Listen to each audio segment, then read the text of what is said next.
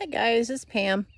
So I came out with my camera to take some pictures of some of the flowers that are starting to bloom, and I was like, I should also do a YouTube video. So here we go again. So don't know how long this is be. Oh, I did twitching big time. Sorry for the scary face, but shouldn't take too long. So I walk around like this, wonder how people will think of. Oh, well, let's get on with the tour. Okay, so we're gonna start in the backyard. So I think I posted this video. I had started making the pathways in between my 3 planting areas. I had started doing the wood chip thingy and then got waylaid and never got back to it. But I finished one side. So there are still some weeds, grasses and stuff like that coming up on, especially on the edges. But if I can keep on top of it, I'll have a shot. But I'll just keep replenishing the wood chips, and you probably see a little tonal shift here. We got kind of tan, butterscotch, tan. So I wasn't using actually the same chips all the way through, and so there were different sources, I guess, but it works. All right, let's go back to the first bed. I'm getting out of order again. All right, so this is the lower of the beds that I did. This is the infamous, I had originally borrowed my parents' walk behind tiller and tilled up these 3 strips. And I planted, I think in these first 2 ones, I did peppers and tomatoes, mostly tomatoes. Attempted to do Florida weave. Apparently didn't use good enough twine. The twine fell apart and couldn't get in between the tomatoes to pick the tomatoes, and realized the error of my ways. So I didn't plant tomatoes here again. This outside strip, I think I did okra. The okra did phenomenally well, but I realized I didn't use that much okra and I didn't like it that much either. So okra went bye-bye. Tomatoes and peppers in this site went bye-bye, but we had to do something with it because I had put in a lot of work. So starting here from the bottom, working our way up, this is my one and only painted daisy. I had gotten a pack of seeds for painted daisy, I believe at Walmart, and it's been several years. I have attempted to grow the seeds every spring, and so far I think this is the 5th year I've had this one plant. This is the only plant that I have successfully grown, but it's just got these neat pink daisies that are just very cheery. They come and go very quickly. I'll come out here in a few days and all the flowers will be dead, and then that'll be it for the year. So in part ways, I'm okay that it wasn't more as successful than it was. But I kind of like the thing that this thing, hot weather comes, it looks like it dies. I think, oh, well, that was it for the painted daisy. And then it comes back again. So I'm just going to call this my perpetual no bother plant. I'll come out here and deadhead it after all the flowers give up the ghost. But that's about it. Keep the area weeded. I've given it very little fertilizer, but this is what I get every year, and I'm okay with that. Next to it is a volunteer. This is a plant called Cerinthe. It's also called honeywort. I got the seeds for it from Baker Creek last year and grew it. I don't remember having a plant. This is a volunteer plant that evidently it went to seed and it came up, unfortunately, on the outside of the planting area, but I'm just being very careful to kind of mow around it until it looks too ugly to keep going. There's this bare spot where the horseshoe is. I don't remember where I found the horseshoe, but it was somewhere in the yard, so who knows. So I've got a place right here to put something. which I will have plenty of plants. This is Black-Eyed Susan that is growing phenomenally well. People who grow Black-Eyed Susan say that it is very invasive and will quickly outgrow your spot. Not if you keep it weed whacked down. So as long as it keeps in this area, if it grows on the outside here, it gets weed whacked down. It doesn't spread that well, that badly. Then I have this poor little lavender plant that I put here just kind of as a catch-all. As you will see, it's starting to come to flower. I was hoping to be able to move this before it started greening up this spring, but oh well. Story of my life. All right, so this is my knockout rose that has a little bit of damage to it. I'm not gonna go and get too awfully bent out of shape about it because it's a knockout rose. It's pretty resistant to stuff like that. And as you can see, it's gonna start flowering here pretty quickly, which I'm always jazzed about. I love it when roses come back. Now, a month ago, well, it was still deciding if it wants to be spring. This is Friday, May 3rd. About a month ago, I didn't think this plant was going to come back, and yet it's pretty healthy. I had started deadheading and cutting back dead wood on this side, hadn't gotten over the other side, and then realized that it was actually going to survive, so I went ahead and finished deadheading it. But I may come out here with some spinosad to get whatever little things may be chewing on it. The worst problem I've had so far is deer coming and trying to eat stuff down. Then this is my bed with, it was going to be just echinacea. I've got 2 of the native Echinacea tennesseeensis plants in here, and then I've got like 3 hybrids that are the Echinacea, I want to say purpurea. I'll put what the varieties are. Those I grew from seed, and then somehow it got infiltrated with, this is orange balm in here, related to lemon balm, but it smells kind of like almost like a tangerine kind of deal. And that I should probably be moving out of here, but the Echinacea seems to like it. This is the healthiest this Echinacea has been since I put it in here 4 years ago. So I'm just going to leave things as they are. Got some garlic chives that volunteered over here. Got this little booger, which I don't know what it is. I think it may be a dianthus. It just hasn't started flowering yet. So I'll keep an eye on that. And this is what I mean about roses not deciding. So this is my Twilight Zone rose. It was much taller than this a couple of weeks ago, and it starts getting this stuff on it. So I have to come in here, cut back this stem, cut back this stem, and try and thwart whatever this is trying to kill my favorite rose, of course.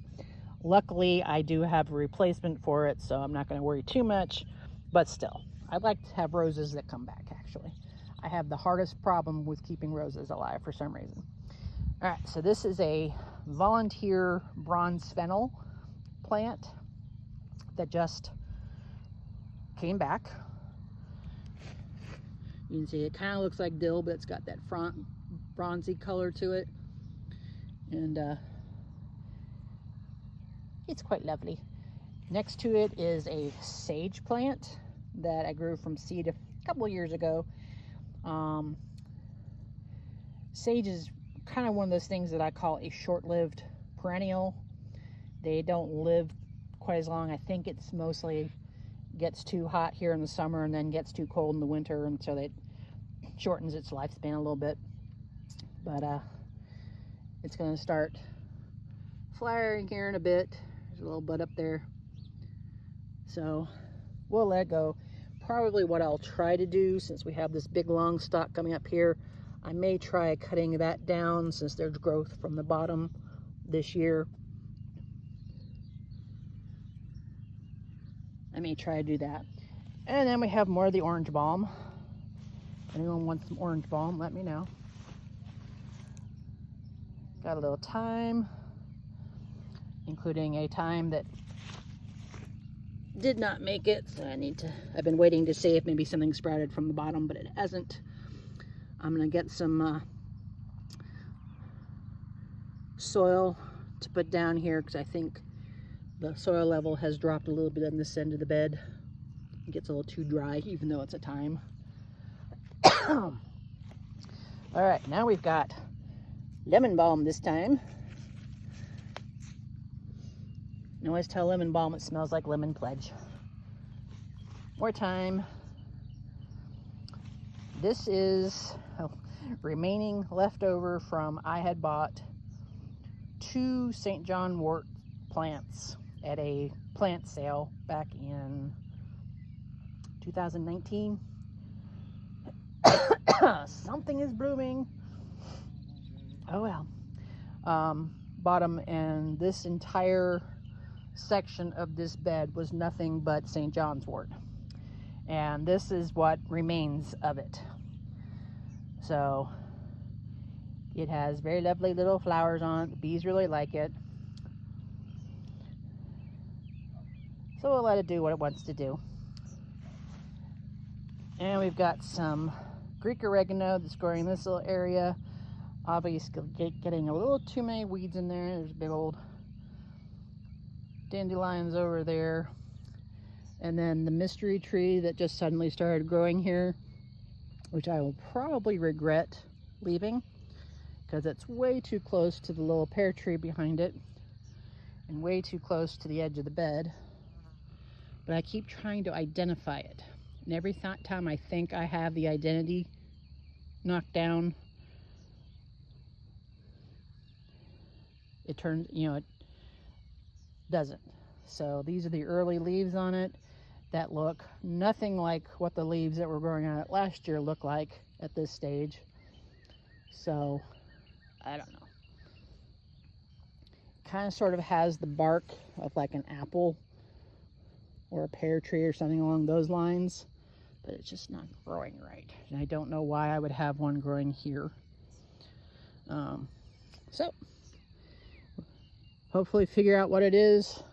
If it's something I want to keep, I'll see about digging it up over the winter next winter. Otherwise, a pair of loppers will help with that. This is one of my honeyberry. I bought these several years ago. And what are you doing in here? I don't like it when you do that.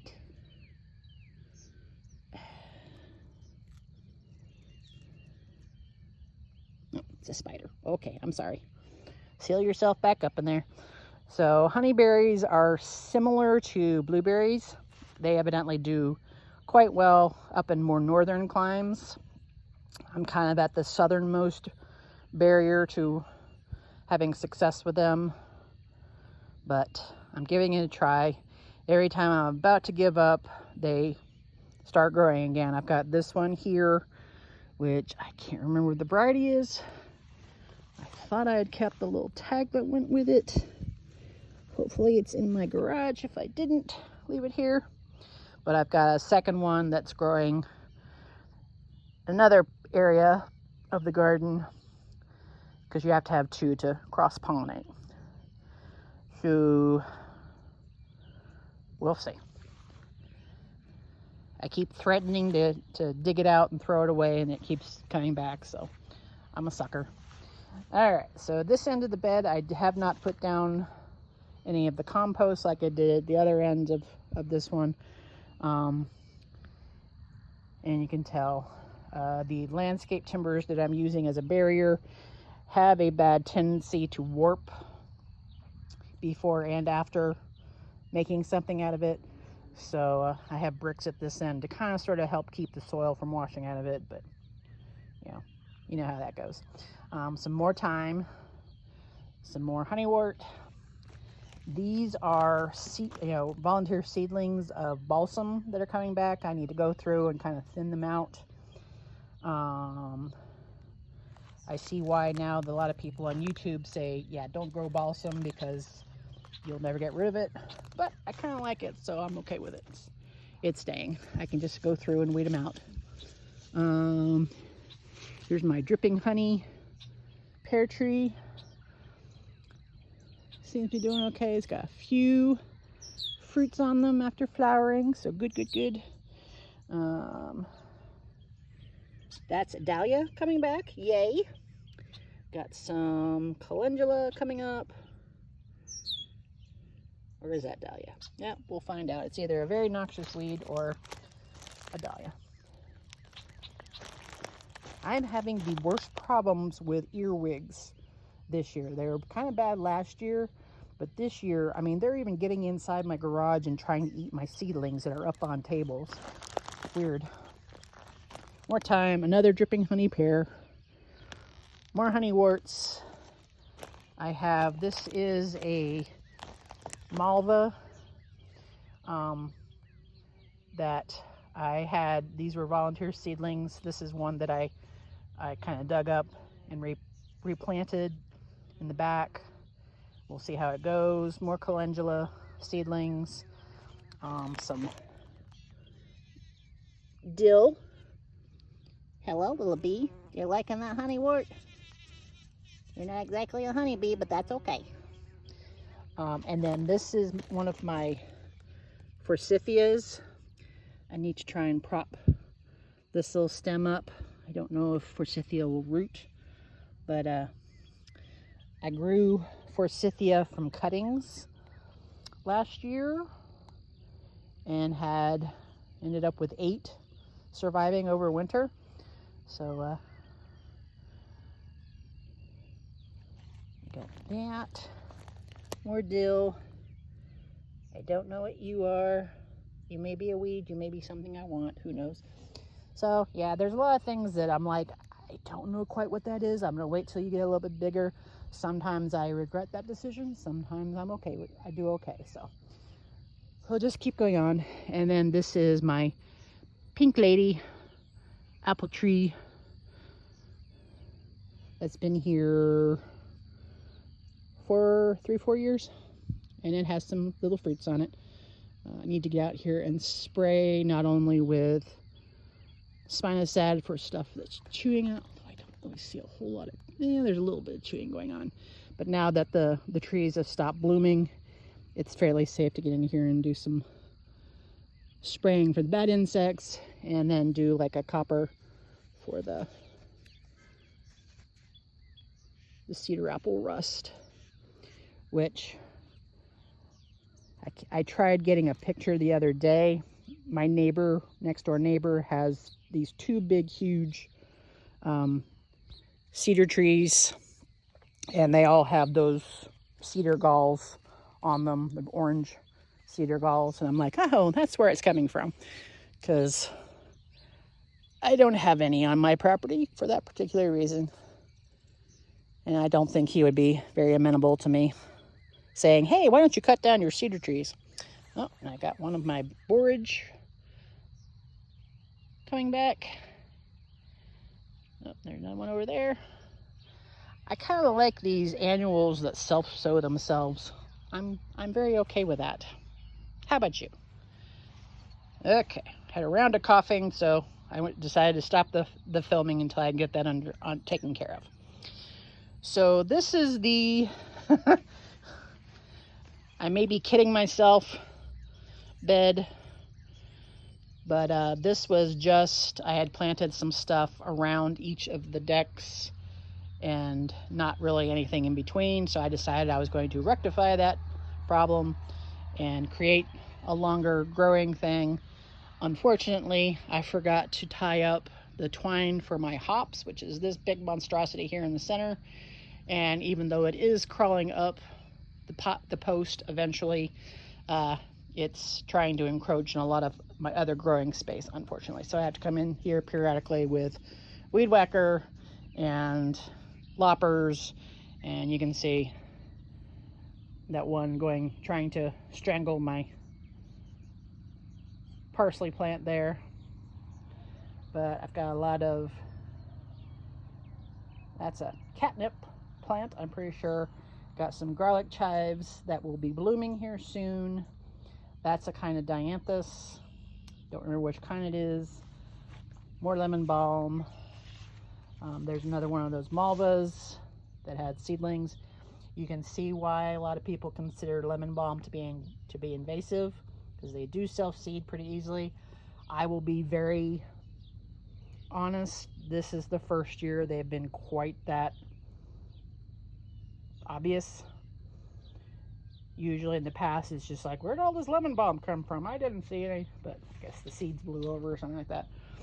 Okay, monster hops, which beginning of May, so 2 months, the sucker has grown 10 feet.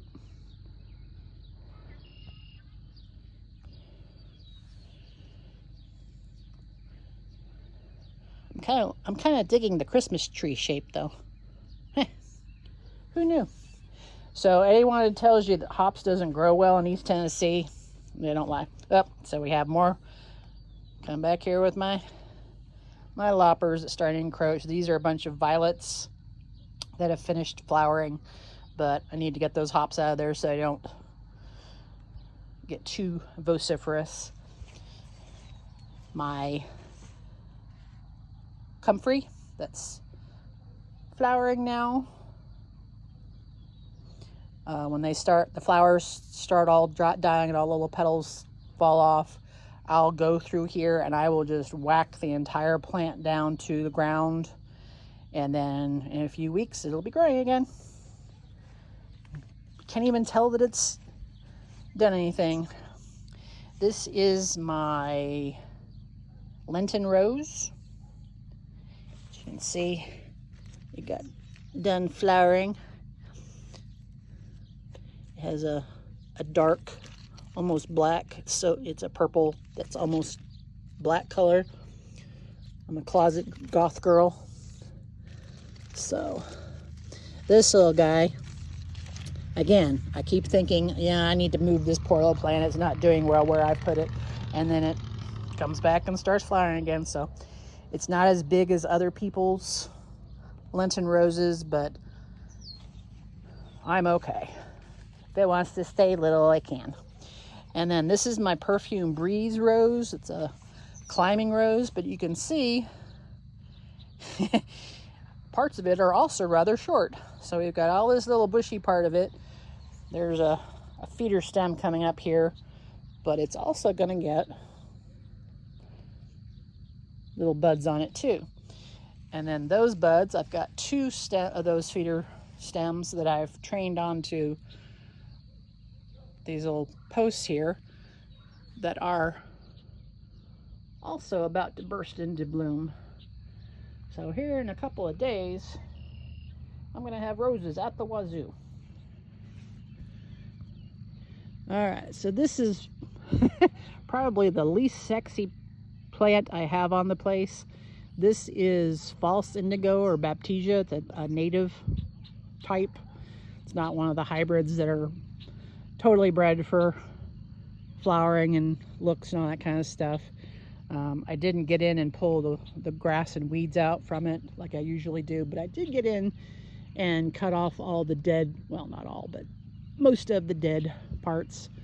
But these are its little flowers that haven't opened up. These guys will have, it'll be like a blue, purple, black color with like a neon orange pollen, and the bees are going to cover this entire plant. I mean, my bedroom window is right there. If I leave the window open, I can actually hear them humming. I don't know how many times I've thought I've had a swarm of bees outside my window, and it turns out they're just here feeding off of the baptisia. So right now it's not looking like a whole lot. It'll fill out with a little bit more green eventually. And this is another plant that I planted in 2019 that I really didn't think was going to survive. I really need to think about, because it's a good 12 feet up there to the very tippy top. I have to look and see if maybe I can just cut everything back, I don't know, all the way to the ground or to a certain height or something like that, to get it to start over growing height-wise. To find that out. I was going to do that last year and didn't do it, and I don't want to do it now while it's about to go into flower. Remind me next winter, okay? Alright, so this is my first attempt at using cement blocks as a planting area. It is up against the house, which, you know, most people wouldn't be very happy with me doing, but the wall right there, that goes into the garage. So house is up there, garage is here. It actually does help to prevent flooding because the washing machine outflows into the yard here with, you know, the gray water. And before I had this here, the water would puddle up against the wall there, and I was a little afraid that it would endanger the foundation. But since putting here the bed here, I've had things like peppers. I've grown just flowers, just peppers, just herbs, and now I'm attempting to grow figs. I got cuttings for a Celeste fig that are from cuttings, and this one, I'm pretty sure all of the stems are dead. They just don't, well, they're not stiff and crackling like I've heard that. So I'm going to let them go, but I do have some greener crying up on this one. I do need to bring some soil and put it around the base here just so it covers, because you can kind of sort of see some of the roots there. I don't want to do that. And I've also got some of my irises. This one is kind of a tannish tangerine color. It's starting to come to the end of its life, and it was so heavy it bent over into the path. Those are, I want to say, Siberian irises. They're supposed to really like water, so I have them closest to the faucet so I can give them more water. And then these are some volunteer balsam seedlings. The section up here in the front, I have gone through and thinned. I haven't gotten back there. I'm probably just going to rip everything out of there just because it's too close to the wall. So I know I'll have those growing there. I've got these irises that are not as photogenic. Wow, that's a really big flower. Let's see. Can I do it? Hand flower. I know I don't have huge hands, but they're not teeny either. And more of them to come. Wow, that's really... You know, the weird thing is, I had gotten these when I went to Greenville, Greene County in Tennessee here. It's called an iris festival. Irises are the state flower of Tennessee. And so I went to the iris festival with my best friend when she was here 2022. So these guys have been here 2 years. So, I bought some rhizomes of the irises. I don't remember getting this color. I really don't. These guys decided they didn't want to flower this year, so I don't know what flavor they are. I don't remember getting that color. I don't remember getting that color. I do remember getting this color. These ones that are pretty much spent. I need to cut back the... So this guy's pretty much done for, but you can see nice dark purple. That one I remember. The rest of them I don't. Okay, I know I don't have a very good memory, but oh my god, I can't be that senile yet, can I? Okay, one more pass through. We'll call it a day for today. So these nice yellow irises, again, I don't remember getting yellow.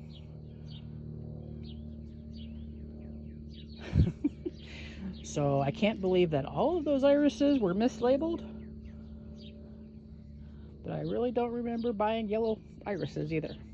Oh well. So these guys over here that are just starting to flower, I think these may be more of the dark purple. If they're the same variety, I don't have any idea why they're flowering later. And then the blackberry brambles. I thought I had pulled up all the blackberry brambles last winter, got them out of the way, but